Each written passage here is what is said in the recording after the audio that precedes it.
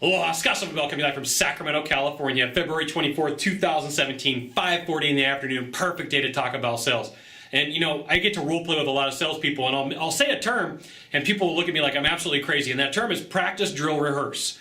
And so if you're in any sales, any type of industry where you got a performance going on, because when you're in sales, it's a performance. It's not a sales call, it's a performance.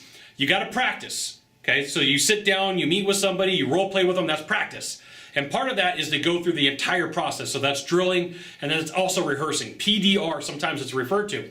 And I'll meet with a lot of salespeople, and they're uncomfortable, and they don't want to do this, but this is the one thing that's really going to help you out and get you good at what you do. And it takes a lot of dedication because there's a lot of pain involved if you got a good coach.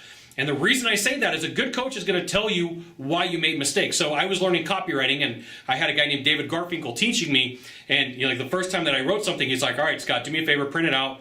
And I printed it out, and he goes, "All right, now go throw it away." And it was his way of saying it wasn't good enough. And I think that that's something that happens with copywriters, with all their copy coaches and all their copy chiefs, because I hear that story a lot, okay?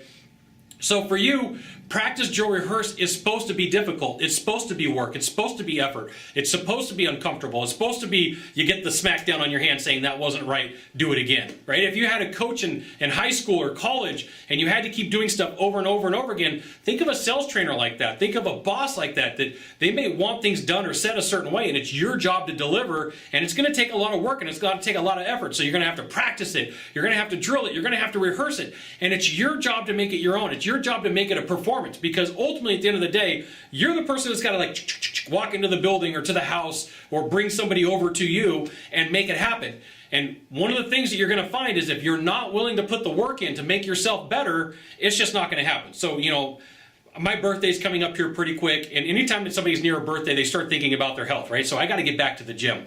And I've been counting calories for 261 days. I have an app on my phone. I got MyFitnessPal. It literally says that I've logged in 261 days, okay? So, you know, if you don't have some sort of accountability, it can't be counted, right? You need that accountability. You need somebody telling you you're doing it right or you're doing it wrong. So if you're just going and practicing and there's nobody like taking a look to see if you're doing it right, that's not practice. That's not hard work. That's just, I'm going to go out and try to do something. You need that critique. You need somebody to say, hey, here's where you're struggling. Here's how you fix it. Stop doing that, okay? Practice, drill, rehearse. What is it? Going out and practicing. It's going out and working with people. It's going out and being uncomfortable.